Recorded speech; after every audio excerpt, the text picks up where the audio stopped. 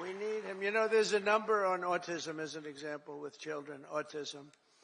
And you go back 15 years, it was from 10 to 20,000. You had like 1 in 10 to 20,000. Some say 10, some say 20, but it was in that vicinity. That's a big vicinity. Now it's 1 in 36 babies have autism. 1 in 36. Think of it. It was 1 in probably 20,000 people. Now it's 1 in 36. There's something wrong. Something's wrong. And Bobby is going to find it.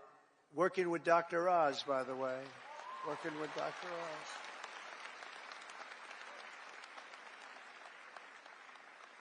Together we've achieved more in 4 weeks than most administrations achieve in 4 years. We made a lot of progress. I heard O'Reilly last night say Donald Trump for the first 4 weeks is the greatest president ever in the history of our country. That was O'Reilly. Bill O'Reilly is all right. You know who he said second was? George Washington. That's not bad. I beat George Washington. I love beating George Washington. Thank you, Bill. On our first day in office, we declared a national emergency at our southern border. After years of politicians using our military to defend foreign borders while leaving our country defenseless and helpless, we deployed a group of people, active duty troops, to defend our border and repel the invasion of our country. This was an invasion. You know, we had a great first term, a really great first term, and I called it an invasion. And we had great numbers, but now we have the best numbers we've ever had. We've never had numbers like this. We've done it all in 4 weeks. Think of it. That was Tom Homan, Kristi Noem, the whole group. On day one, I ended catch and release. I reinstated remain in Mexico when I signed an order that will end birthright citizenship for the children of illegal aliens. Because it wasn't meant for these children. It wasn't meant for people that escaped or invaded, came into our country illegally. It was meant for the children of slaves. Because when it was done, many, many years ago, it was during a very tough period in this country's history, and that was meant for the children of slaves. I wish people would understand that so they could get this thing approved and we don't have millions and millions of people coming into our country and they shouldn't be here. This week I also canceled temporary protected status for migrants from Haiti. They're pouring into our country, pouring in. If I weren't elected president, there'd be nobody in Haiti anymore. They were pouring in at levels from other countries too, all over Africa, the Congo, all over South America.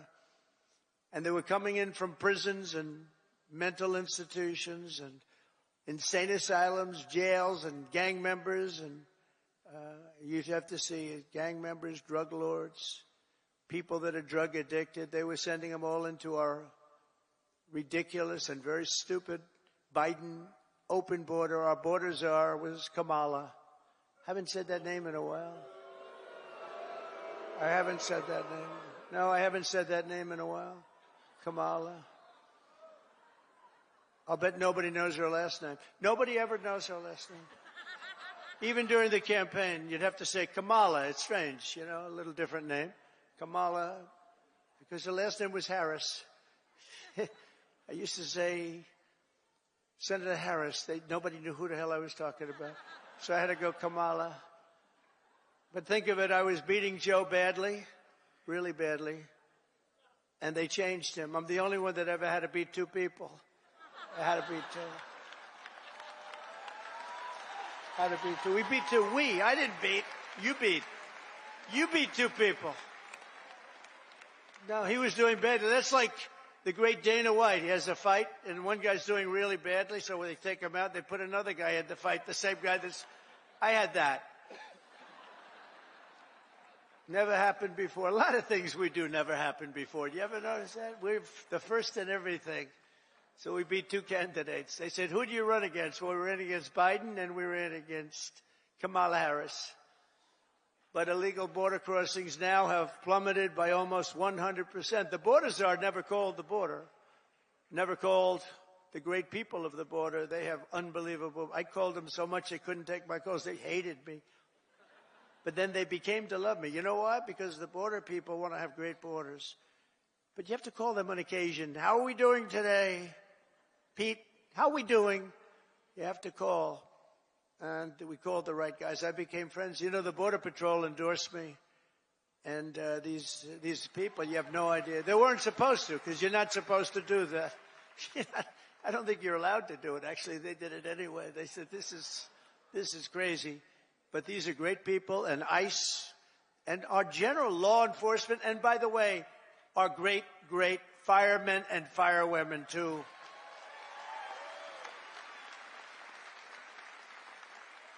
They were great. They all endorsed us. With the police, we got high 90s in terms of, and many of them were unionized, you know. We have a young lady who's right now going for the Department of Labor, and she tends to be a little bit on the slightly left of center. And everybody said, why did I do that? I said, you know why I did that? Because unions like her, and labor likes her, and a lot of people like her, and she's very solid, very strong, and she's going to do the right thing. But they all voted for us. They didn't vote for me, they voted for us. We got the Teamsters, we got the firefighters, we got the police, we got the auto workers. We're so great. We had tremendous support, so I think it's nice to give them a person in the center, because that's what she's going to be very good, I think. But a lot of people say, why'd you do that? I said, because I want to do something nice for these people that voted for me. Oh, gee, what a great political move that was. Now they're all saying, what a great political move. No, it's all common sense. Remember that. Remember that. Sean O'Brien was fantastic. The whole group, they were great. Over the past few weeks, we've begun the largest deportation operation in American history, larger even than that of President Dwight D. Eisenhower, a very moderate man, but he was very strong on that. He didn't like people running into our country and taking over our country. I'll tell you, I had 4 years. I don't know if you had this. I couldn't stand it. Don't get angry. Donald, don't get angry, please. I couldn't stand it. Watching these people come in from jails and mental institutions and the worst criminals in the street, gang members being dropped off in buses and bust into our country. I couldn't stand it. So I said, I'm going to run for president again. And now we don't have that problem. Now we don't have that problem anymore.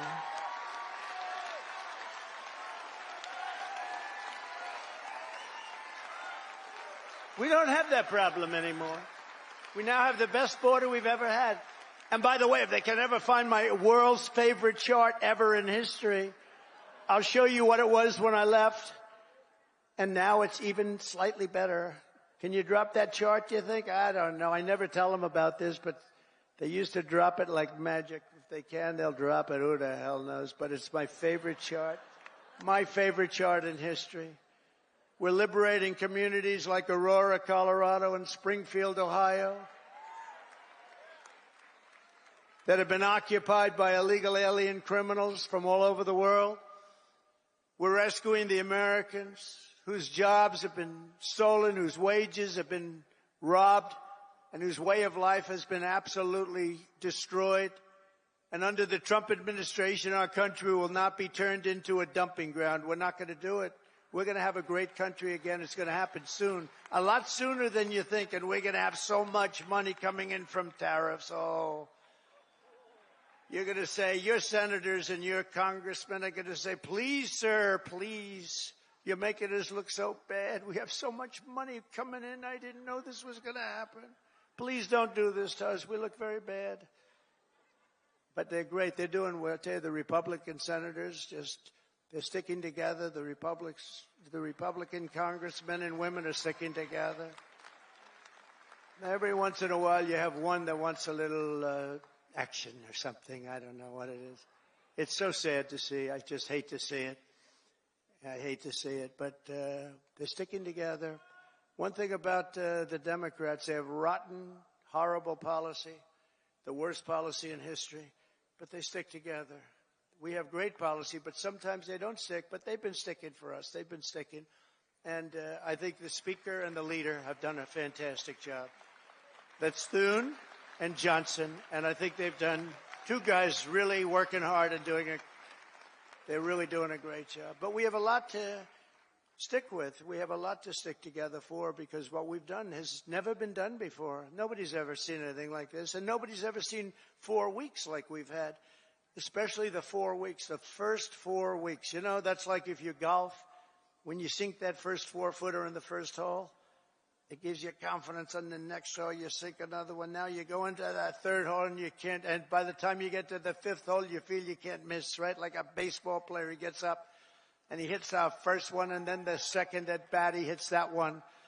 And, you know, and we have great confidence. And they've lost their confidence, as I said. They really lost their confidence. I watched them. They're really screwed up. I watched this MSNBC, which is a threat to democracy, actually.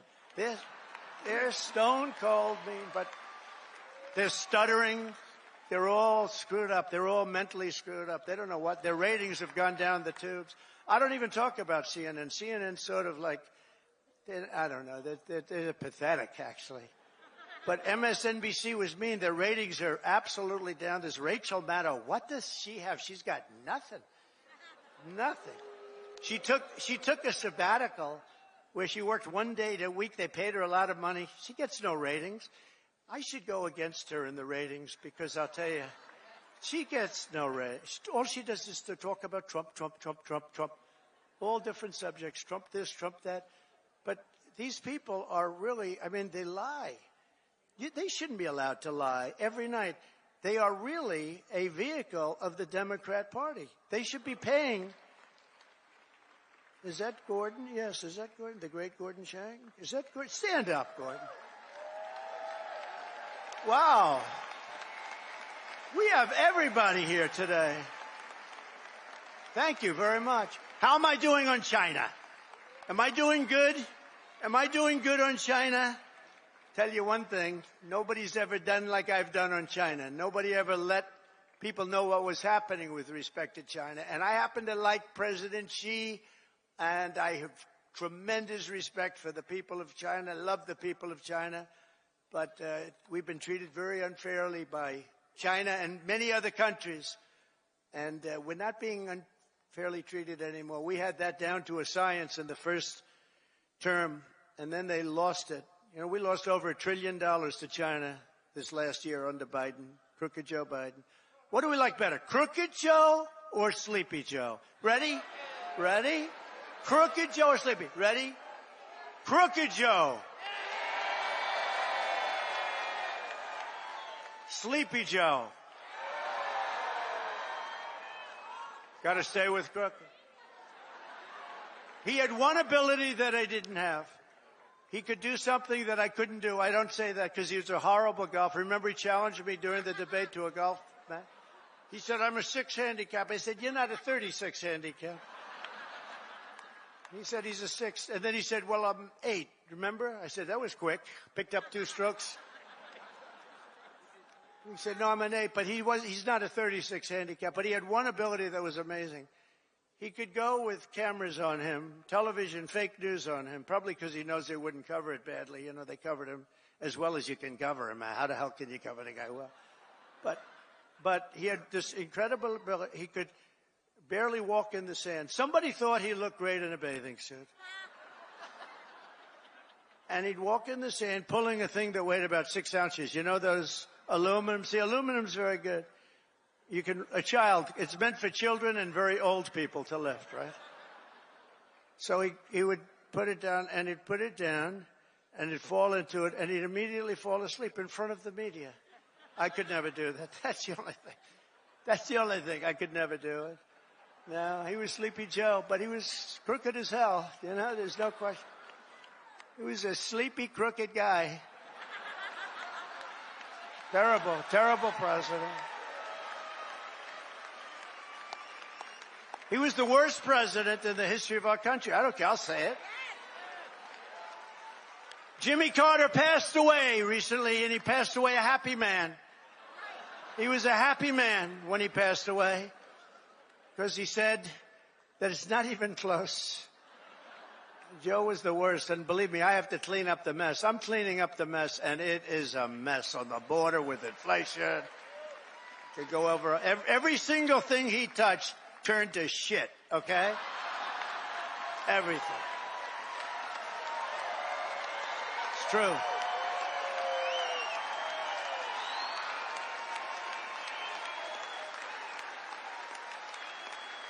It's true. That's true. Now Franklin Graham's angry at me. You know that. Franklin wrote me a letter. He said, I love your speeches. I love them. I love them so much. But they'd be better if you would never use foul language. And I told him, I said, Franklin, you know, Franklin Graham's a great guy, by the way, does a great job. The son of the great Billy Graham, right? But I said to Franklin, you know, sometimes you need it for emphasis.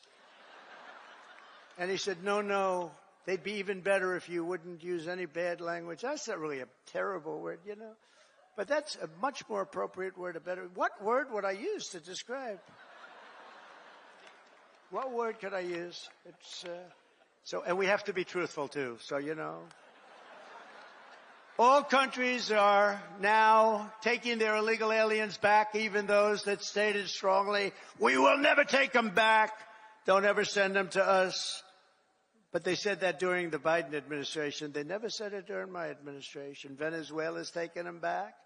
Colombia's taking them back. Remember, Colombia said, we will not take them back, he said.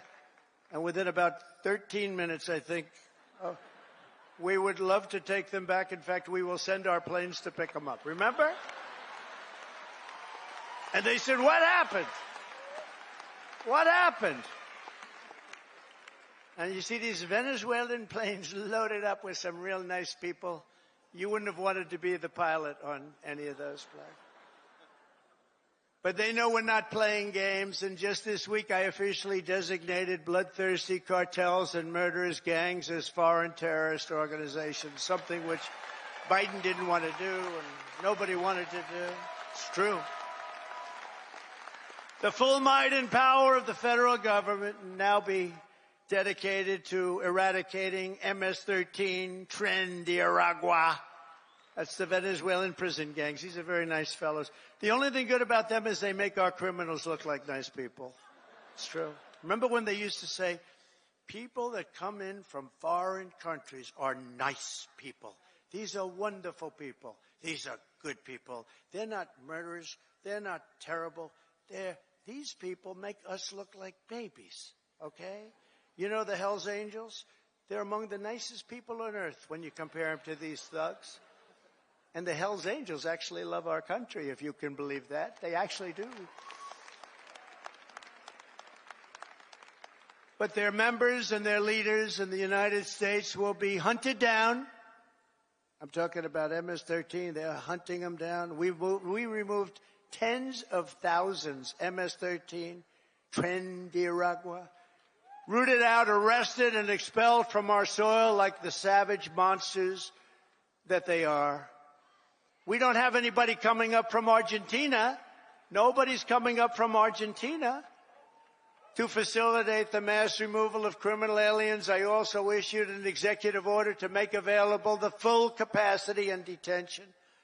We're going to use Guantanamo Bay. We have a detention facility that's actually massive. Nobody even knew it existed.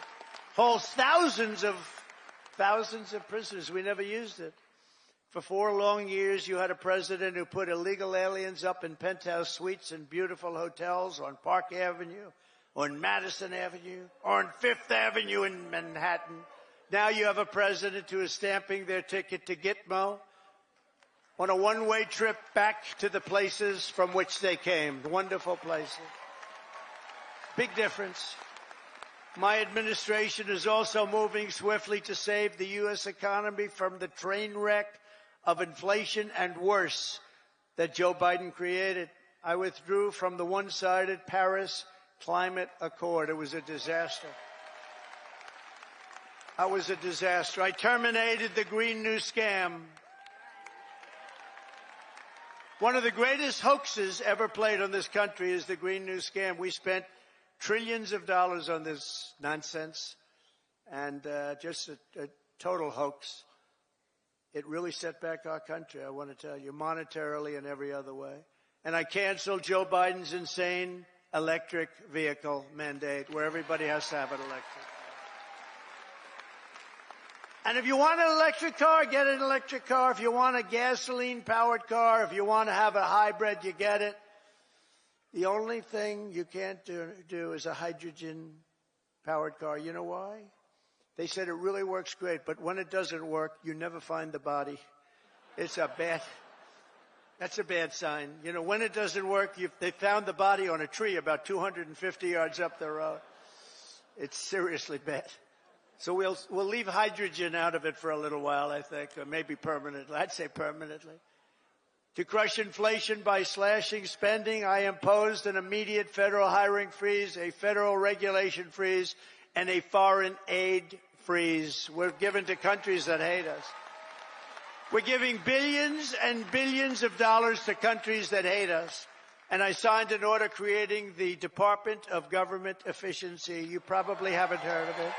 Which is now waging war on government waste, fraud, and abuse. And Elon is doing a great job. He's doing a great job.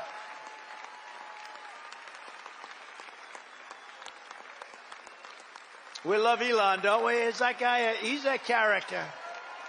With his son X. We love X. He's the only one can get away. His son's really named X.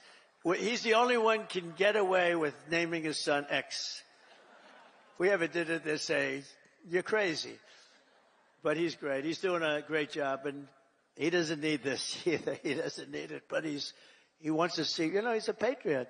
People said, well, what official position does he have? I said, patriot. Oh, they didn't know. They said, that was good.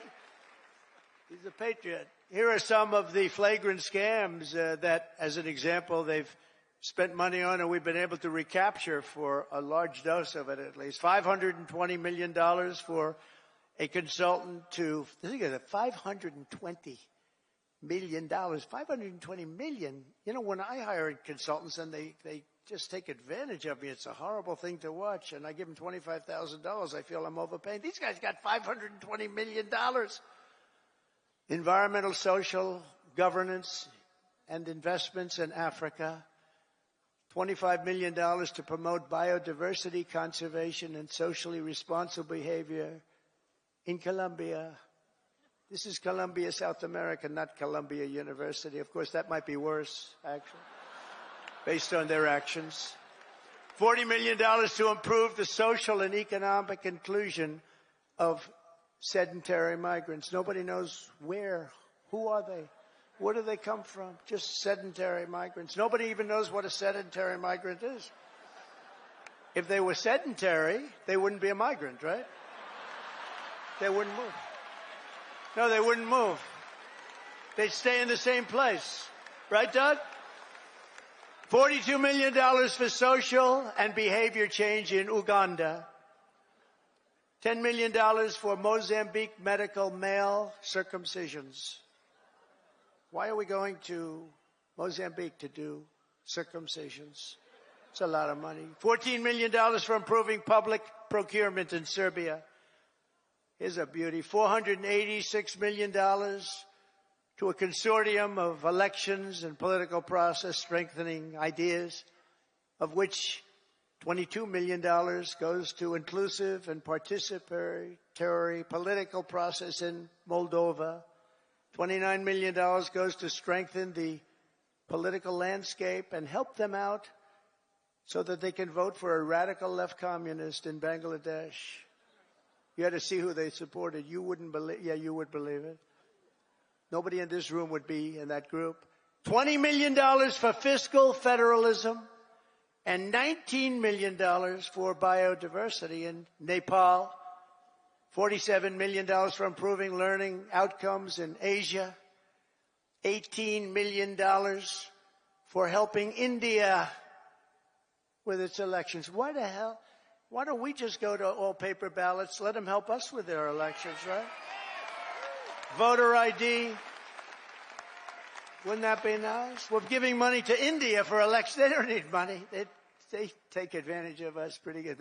One of the highest tariff nations in the world. We try and sell something, they have a 200% tariff, and then we're giving them a lot of money to help them with their election. $32 million for the Prague Civil Society Center. $14 million for social cohesion in Liberia. $9.7 million to develop a cohort Cambodian youth with enterprise-driven skills. Think of that. Millions of dollars for sex change operations in Guatemala. $20 million for Sesame Street in Iraq. They put on a little play on the street. $20 million. You could do it on Broadway and have $19 million left over. No, it's a scam. They get kickbacks and all sorts of things. It's a scam. Who ever heard of it? Think of it, $20 million Sesame Street, a play. We're also uncovering outrageous incompetence and fraud in the Social Security. We have, look, let's assume that people, generally speaking, in our case, and everybody in this room, we're going to all live way over 100, but this is a little ridiculous because not too many people are going over 100. Everybody, hopefully, in this room will. But there are in the Social Security ranks and files. And what we're doing now is finding out, do they get paid? Do they get paid?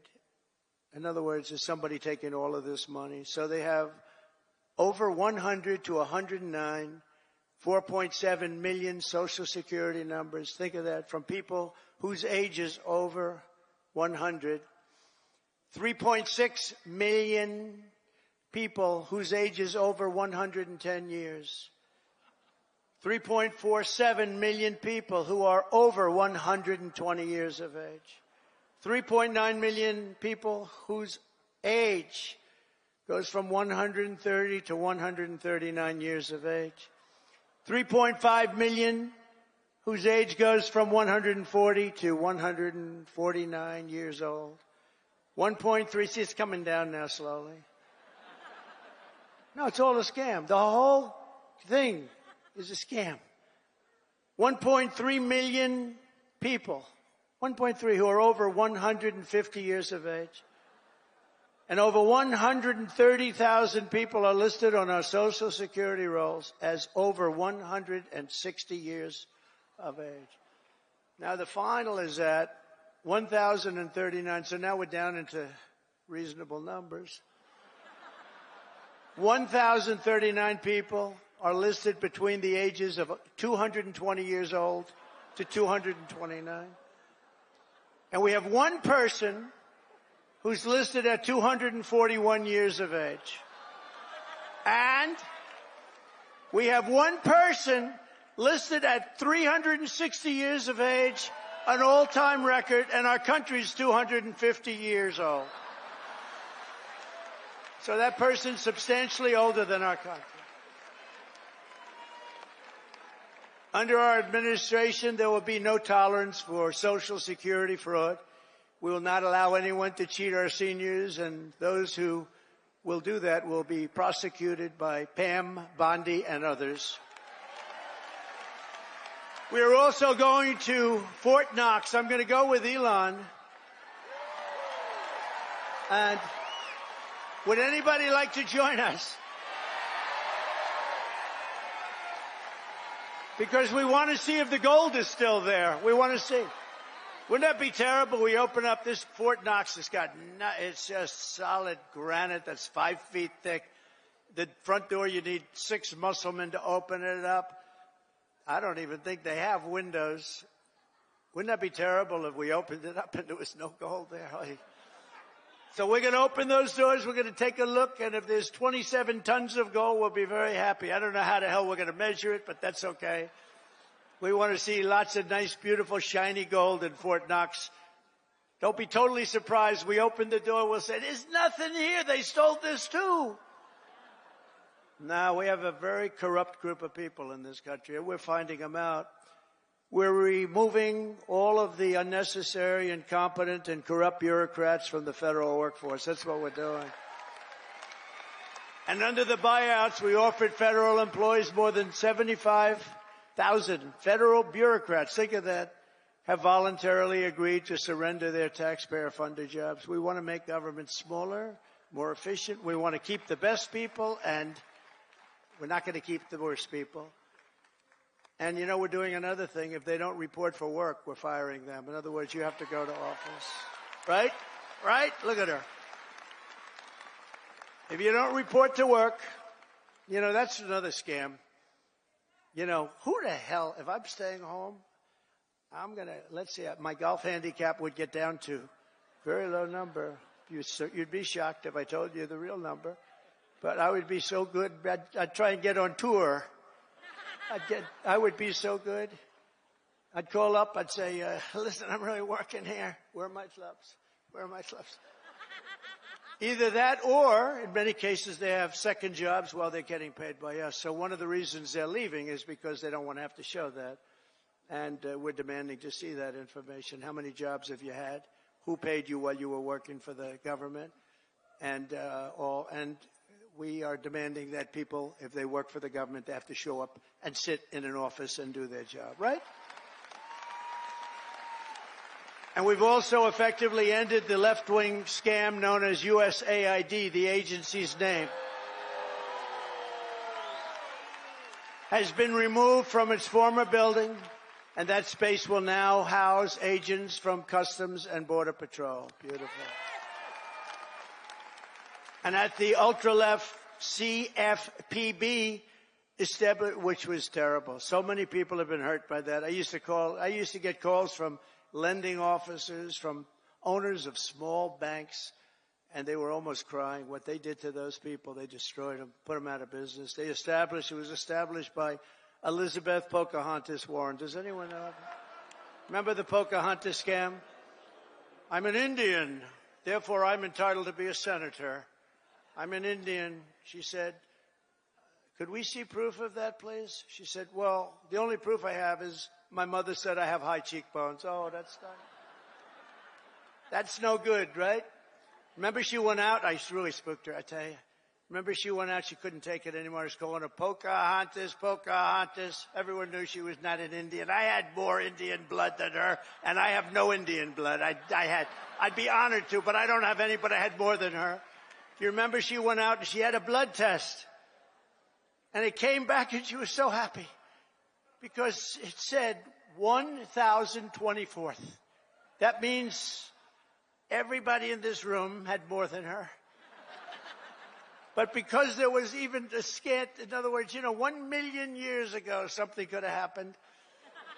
And she was so happy that she released it and she got killed. That was the end of her presidential career. She does not like me very much.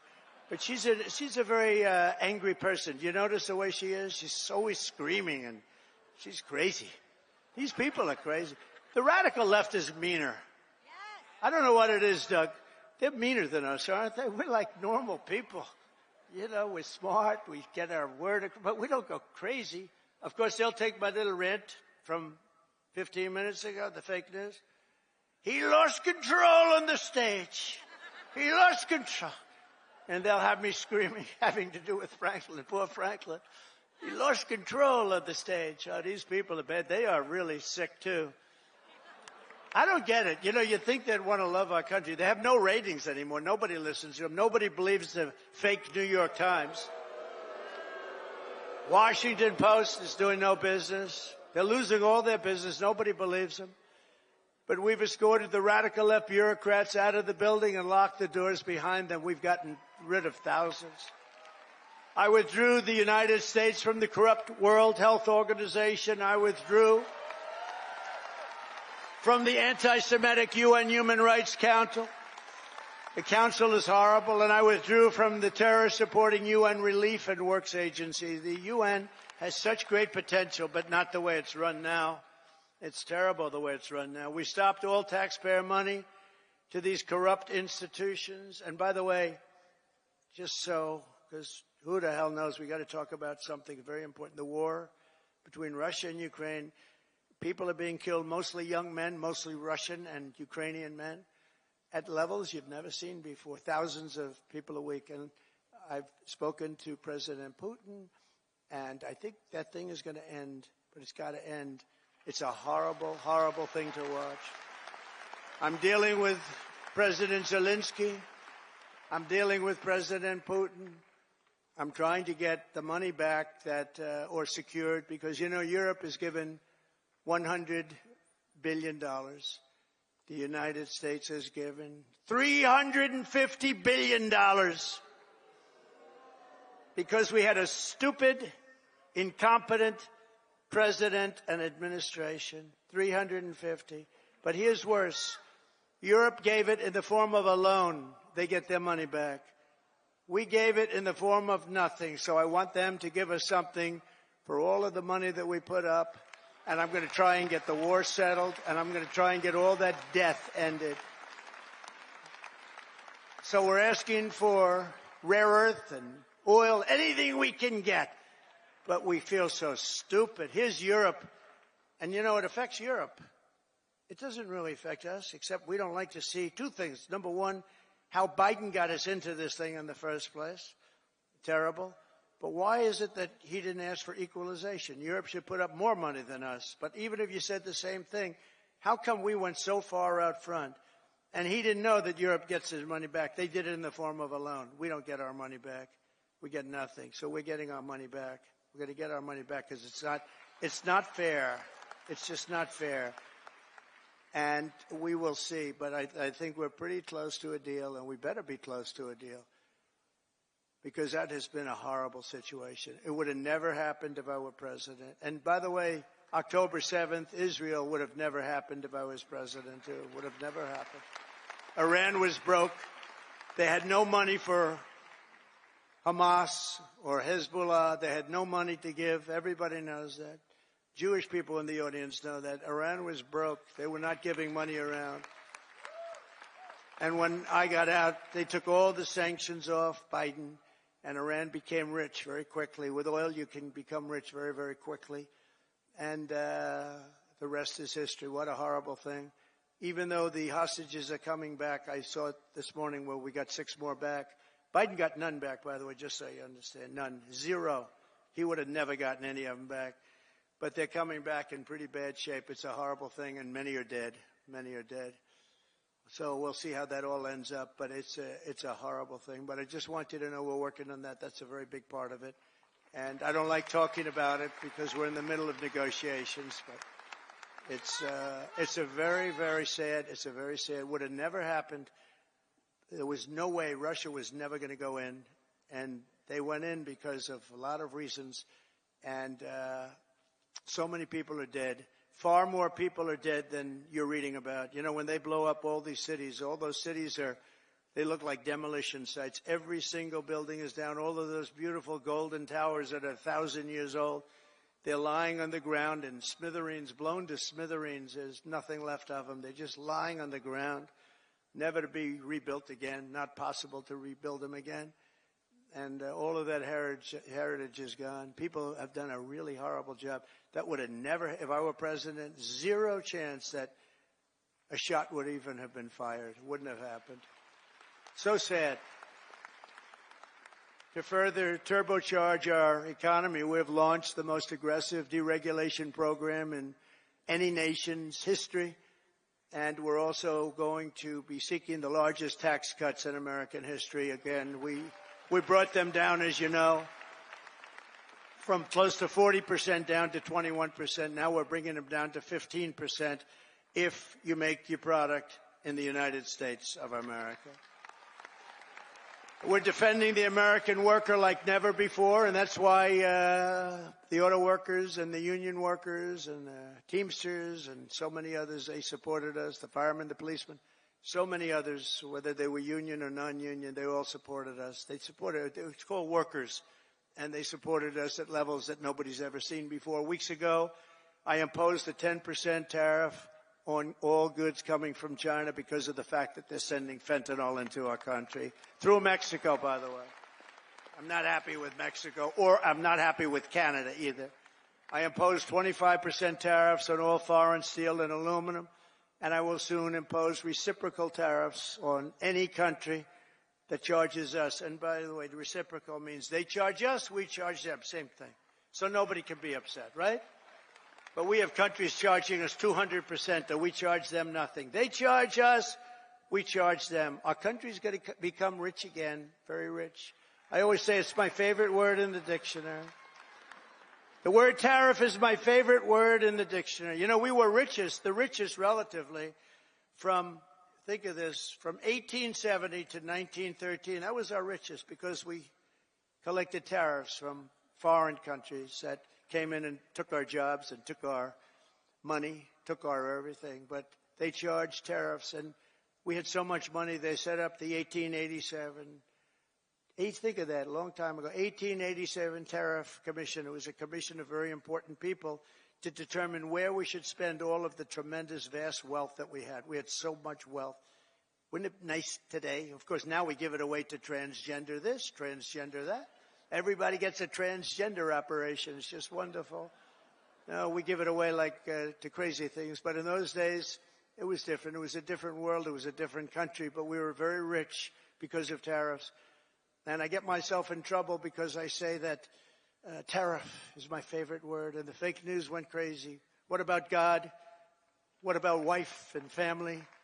What about love? I said, okay, tariff is now my fourth favorite word. I got myself into a lot of trouble with that. You can't believe it. I said, tariff is my favorite word in the dictionary, and I got killed by the fake news. So I say now, it doesn't sound good. Tariff, it's my fourth favorite word. I go, tariff is my fourth favorite word. It sounds so terrible, but this way I'm free. I write free, you know. I don't get clobbered by the fake news. But tariffs are also a powerful tool of diplomacy, and all around the world are moving quickly to bring back peace through strength. We have the greatest, I rebuilt our entire military in the first term. We left a lot of it, but very small, relatively, in Afghanistan. The Taliban has it. They have their parade every year where they take our military vehicles and run them up some little street, and like it's their form of a military parade, and it makes me angry when I see that. Angry. When I see that, I get angry. We give them, I don't think anyone knows this, we give Afghanistan about $2 or $2.5 billion a year. Do you know that?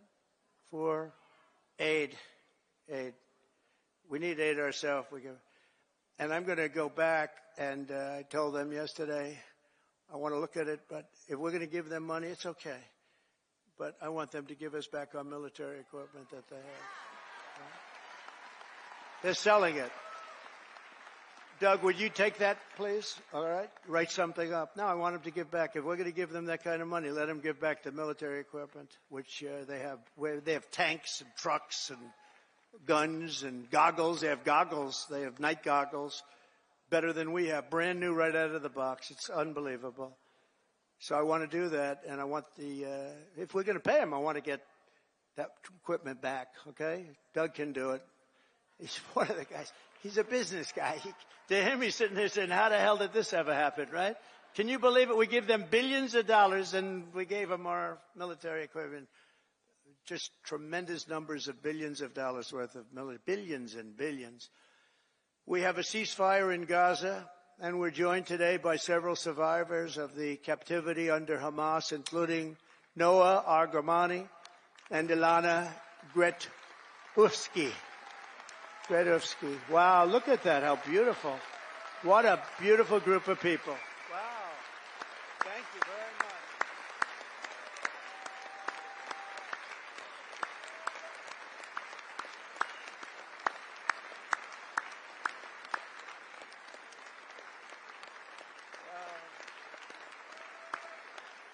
Thank you very much.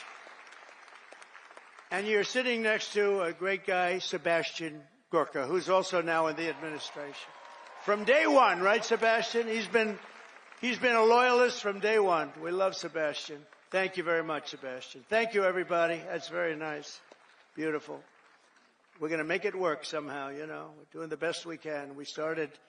It should have never happened. That's the sad part. Would have never happened. If I were president, and I should have been, if I were president, it would have never happened. But it did, so we're doing the best we can with it. Thank you very much. Thank you. Also with us are family members of some individuals who are still hostages, and we will not rest until all of the hostages have been returned back home. Some of them are coming home in very bad condition, and some of them are coming home only as bodies. They're dead. We have a lot of them coming home now. They're dead. And these are largely young people. Young people don't die. Young people are young people. They don't die like this, but they're dead. And the parents come to me and they say, please, sir, could you get my son back? How old is he, sir? My son is dead. It's important, just as important as if that son were alive, to get the body back. It's amazing, actually. Amazing. Just as important.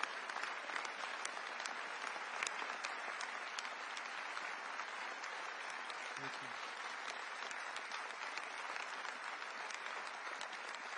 Thank you. It's amazing, though, the parents. The parents are strong. I mean, look, strong. What does strong mean? Strong is their life is ruined. Really, it's ruined. I see the people. But they come up to me, and it's so important to get the body back. They know. And some are not sure. They're 80% sure he's dead or she's dead. But they have that little glimmer of hope, and I say, let them have that hope, right? Let them have that hope. But getting the body back is just as important as getting the son back healthy or the daughter back healthy. It's amazing to see when I see the level of intensity and love and sorrow and tragedy. As I said in my inaugural address, it's my hope that my greatest legacy will be as a peacemaker, not a conqueror. I don't want to be a conqueror.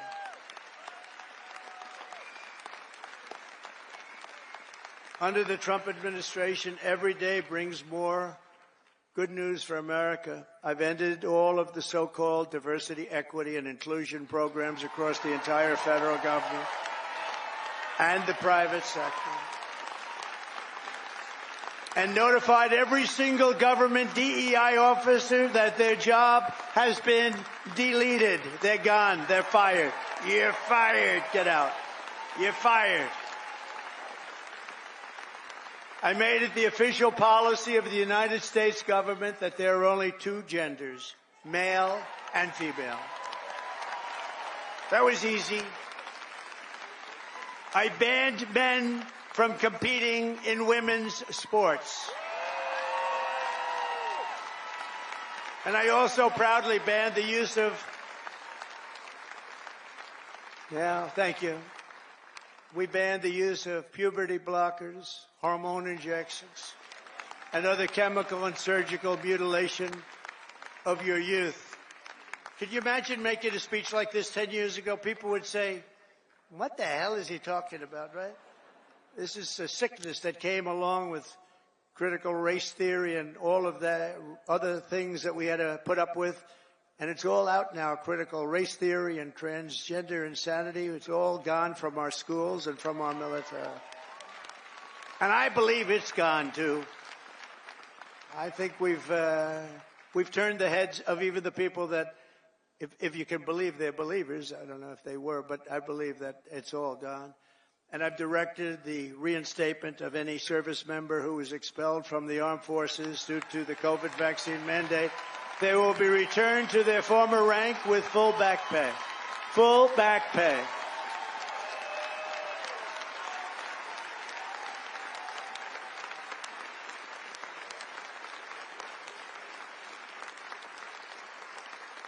I banned government censorship from your voices and brought back free speech in America. We have free speech. We didn't have free speech. We do have it now, actually. Now, this was a very vicious regime, you know. I was put under investigation more so than the late, great Alphonse Capone, one of the great killers of the world. Trump, my father would look down my mother. How the hell did this happen to my boy? This wasn't... No, I was under investigation at a far greater level than Al Capone or anybody else, probably in the history of our country. These people are sick. They're sick. They're bad people. I ended Joe Biden's weaponization as soon as I got in. I said, I'm going to hit him with the same stuff. But I ended his whole weaponization of our government and removed his hand-picked radical left Marxist prosecutors from the Department of Justice. I was so happy to do that. They weaponized government. They weaponized government. I pardoned hundreds and hundreds of Biden's political prisoners, including Christians, pro-life activists, and the J6 hostages who were treated terribly for years.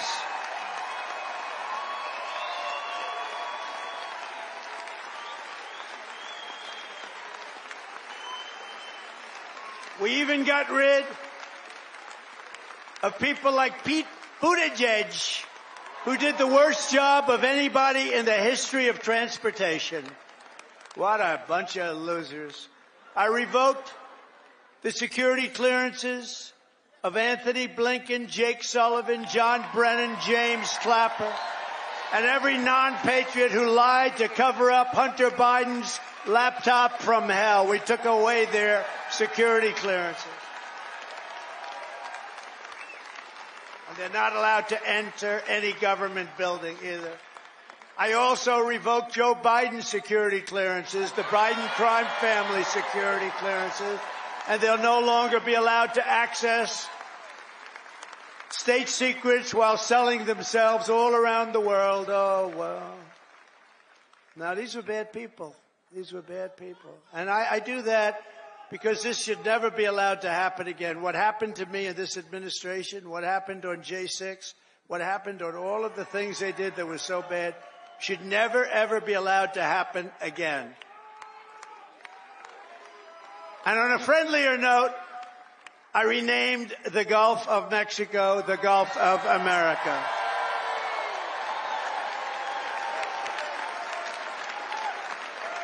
And we are restoring the name of a great president, William McKinley, to Mount McKinley in Alaska. And as you know, many years ago, Jimmy Carter gave away the Panama Canal.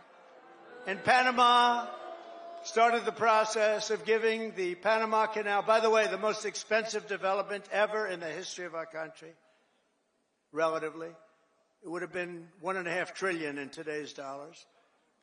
38,000 people died from our country building the Panama Canal. They died from mosquitoes and snakes. Think of it. They paid them 5 times their salary. They brought them to Panama, and they had a 25% chance of dying. They dug under nets so the mosquitoes wouldn't get them. But we lost 38,000, mostly men, laborers, construction workers, because it was such a harsh way to live. It was very brutal. They died. 38,000. Again, it was the most expensive thing we ever built, and they gave it away for $1 to Panama. And last year it made $5 billion. Also, it's one of the most successful projects ever built in terms of money, monetarily. And it's the 8th wonder of the world. It connects 2 oceans, with one being 16 feet higher than the other. Think of it, the Pacific and the Atlantic. Think of what that is. You're going through dikes and canals. Amazing what they did. It was really a wonder of the world. We gave it away for nothing. But we didn't give it to China. We didn't give it to China. We gave it to Panama. We're going to take back the Panama Canal.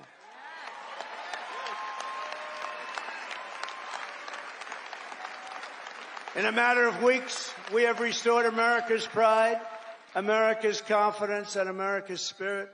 According to a brand new poll from Rasmussen, the number of Americans who believe we are on the right track now exceeds the number who think we're on the wrong track. This is the first time in 23 years. That's hard to believe.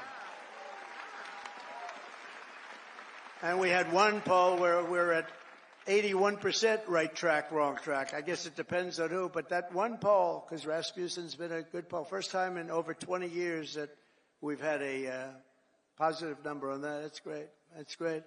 November 5th, 2024 will go down as one of the most important days in the history of our country. I'm pointing to Mike Lindell. That man suffered. That man suffered. The FBI thugs went up to him and they took away everything he had. He suffered. And Mrs. Lindell,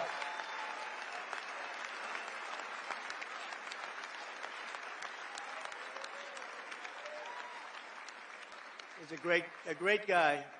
They went after him. It was just terrible. This was a vicious weaponization of your government. But I'll tell you, he stood up. He's all man. He stood up strong. And nothing was going to faze him. And I want to thank you on behalf of everybody, Mike. You put up with a tremendous amount. And he never changed his mind. He said that election of 2020 was rigged. And he's more of a believer today than he was even 4 years ago. But now it's okay to say it, Mike. Now it's fine. Now, that's why, when it comes to a day where you can't challenge crooked elections, we've got a real problem in this country. And as of January 20th, 2025, the dark days of high taxes, crushing regulations, rampant inflation, flagrant corruption, government weaponization, and total incompetence, those days are over. They're over. But we cannot stop now. We're going to push forward every single day. In the immortal words of that great American hero, Captain John Paul Jones, I have not yet begun to fight.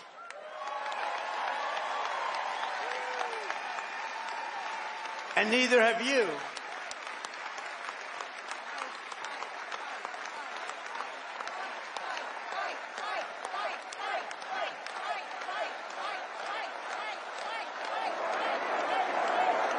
So together for the next 4 years, we are going to stand strong. We are going to work hard. We are going to fight, and win.